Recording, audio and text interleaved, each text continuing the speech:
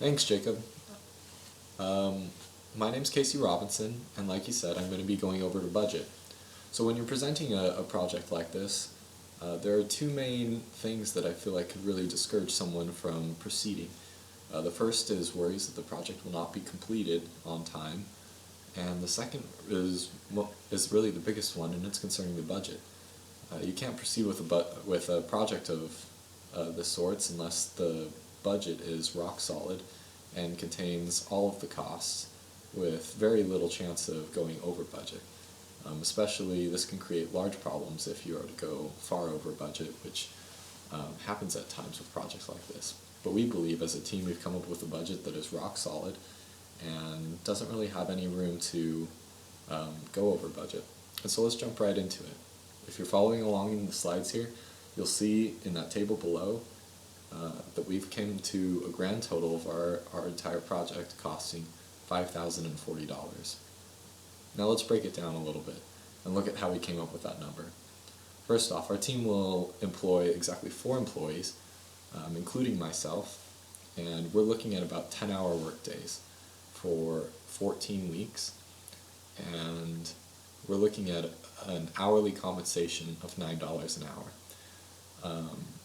With that said, we believe that that is really a standard salary and is really on par with most campus jobs that are available today. Considering that all of our 4 employees will be full-time students simultaneously as working on this project, we believe that this is an accurate and fair compensation. Now let's talk a little bit about quality control and maintenance. For the future, we really believe the maintenance cost will continue to be minimal. We'll talk about this a little bit further down the road in the presentation, but what's really going to happen is as we develop this Grad Planner 2.0, the current maintainers of Grad Planner 1.0 will continue to maintain 2.0. Us as the developers will have the opportunity to train the current people that are maintaining Grad Planner 1.0. We hope to be able to keep these maintenance costs at a minimum, and we estimate that it will be approximately $1,000 per year to continue to maintain the application. Now with that said, let's jump to the next slide, which is talking about personnel and qualifications.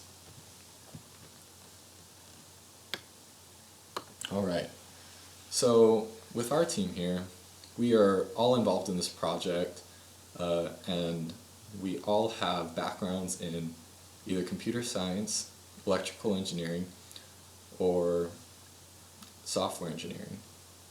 Now we all have taken multiple programming classes and have a firm grasp on programming techniques.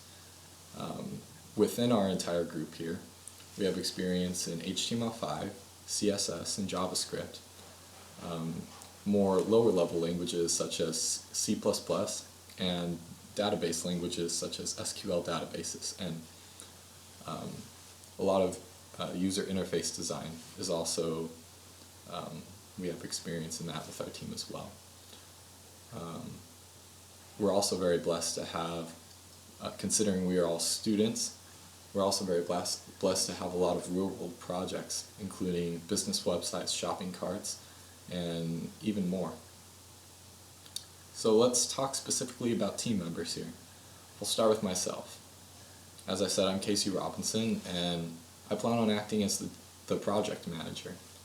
And I will serve as kind of this communication line between the team that is developing the app and testing the app and the university and their needs. In addition to that, I will also be assigning assignments to all of the members of our team and doing my best to make sure that those are accomplished. Now those assignments that I will be assigning come directly from the software architect, and we'll talk about him in a few moments. But I personally have other experience with being project managers through other professional venues that I've had, as well as when I was serving as a volunteer missionary. So let's talk about Jacob Aldridge. He was the software architect I was previously talking about. As a software architect, he is for the code community, or for code continuity, maintenance, and definition of programming tasks to be completed. He's a computer science major that will really help him as he continues with working as a software architect. and he's previously worked as a software architect for another application that he's worked with, which was a meal planner application. So as he works through this code continuity, he will begin to he will begin to come up with different tasks that need to be completed, which will then be passed to me as the project manager to be able to assign those out properly. Next on our team, Tyler Lemec will act as the operations manager, ensuring that the project is done on time and within budget. And we are very grateful to have him as an integral part of our team because he has experience with this role in the course of CS 245.